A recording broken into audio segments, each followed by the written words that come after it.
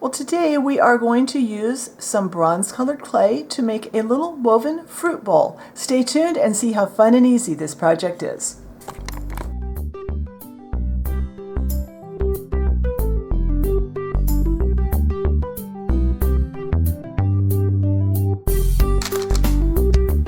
Alright, so today we are going to use some of this Sculpey Primo in the bronze color that I showed you in the Clay 101 Part 1 video, because I really wanted to play with this clay and I decided it would make a really cool looking fruit bowl.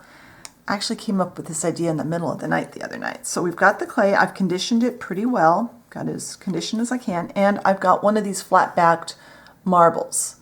I believe this came in a package from Dollar Tree, but you can get them wherever they have like flower vases and stuff like that. They're made to go like in vases or on tops of your, the soil in your planters or whatever. They're just a little decorative half marble. And if you don't have one of those, try and find something else that will work. Maybe a marble or something about the right size. These are about 3/4 of an inch in diameter. So I'm rolling my bronze colored clay out, and you could use a different color. Obviously, you could do this any color you want. I just really wanted to use this bronze. It's been sitting here on my work table kind of mocking me all week with the, you haven't played with me yet. I'm sure you guys know how that goes. So I've rolled it out as thin as I can get it pretty much on the tile. I'm going to pick it up again just to make sure it's not too tightly down on the tile. Take my clay knife and I'm going to cut some strips. And I'm going to try and cut some pretty skinny strips, but I'm not measuring these. They're probably less than 1/8 of an inch in width.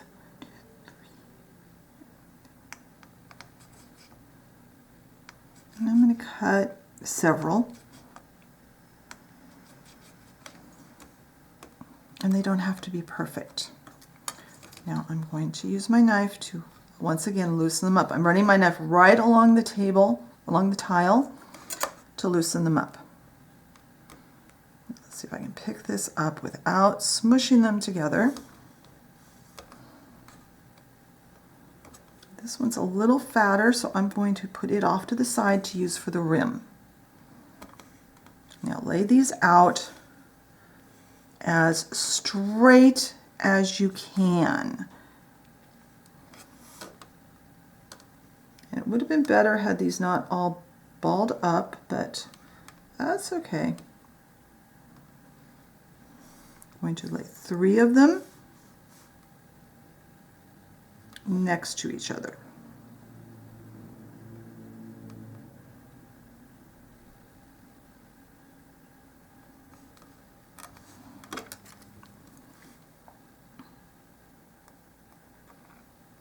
Let me use my dental pick to kind of manipulate them, get them right where I want them.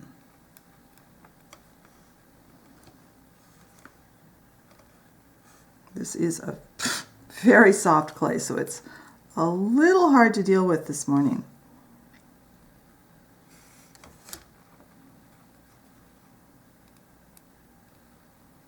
If it's not perfect, it's really not going to show up in your finished fruit bowl, that it's not absolutely perfect. I'm just pulling those 2 strips off to get apart off camera here. There we go. Now, you could put these, I'm going at a 90-degree angle. You could go at a diamond shape if you wanted to. You could do this any way you want. I found that when I tried to actually weave them, not only was it really finicky and hard to do, but it was much bulkier. So I need 1 more short strip. Let's cut another one.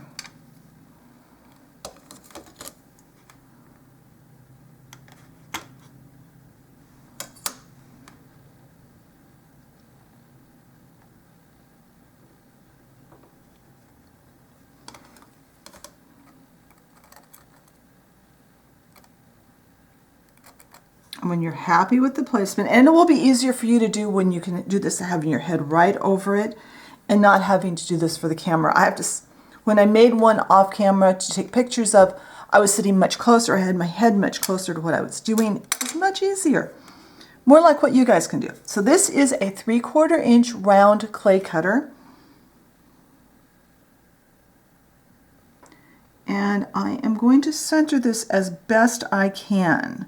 It is, once again, easier when you can put your head directly over. Pull up all these extra bits.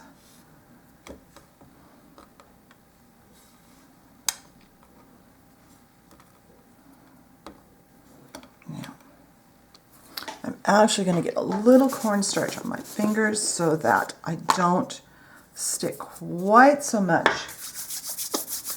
to the clay, but not enough that I shed it onto the clay and make the clay not stick to itself.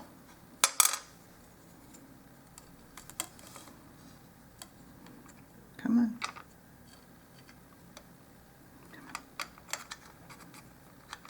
I'm going to transfer it on and try to center it on the marble as best you can.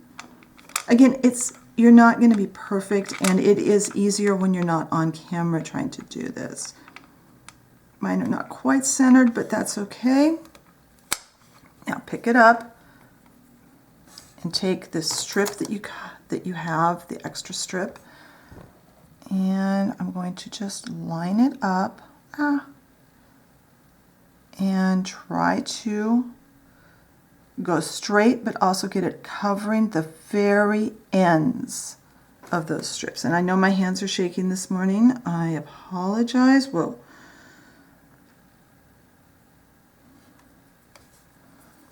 I'm gonna do this down here. It's easier if you can hold it up, but I can't hold it up and have you guys see what I'm doing because my hands are shaking. All right, there we go. I'm going to cut this.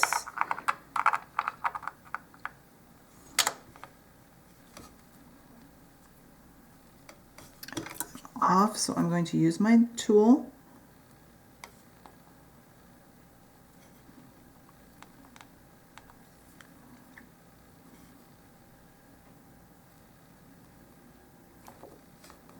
And go around and make sure that your ends of your pieces are stuck into your rim. And once you're happy with the shape of this, go ahead and bake it right on the marble on a safe baking surface. I always use my paper plate. I'm going to bake it for 10 minutes at recommended time and recommended temperature, and then I'll be right back. All right, here's our fruit ball all chilled. I will admit I cheated. I did take this off of the marble off camera because I knew it was very fragile and I knew I might break it. So I wanted to be careful about it, but just work very carefully. I had actually let this one cool a bit too long before I tried to take it off. So I did break the second one that I made. But there is our little fruit bowl all finished and ready to fill with some fruit. I love how this looks. They are very fragile to get off the marble, but I think they're worth the extra effort. So I hope you enjoyed today's video. Be sure and check the blog post for photos. I did step-by-step photos on the blog for the blog, so you'll be able to see each step close up. If you like the video, hit the like button. Leave me a comment. What would you like to see? Are there foods that you'd like to see me make over the summer, or any food accessories you'd like to see made over the summer? Let me know. If you enjoy my content and haven't subscribed, be sure and hit that subscription button and the notification bell so you know when I put up a new video. Thank you very, very much for watching today, and I will talk to you next time. Bye.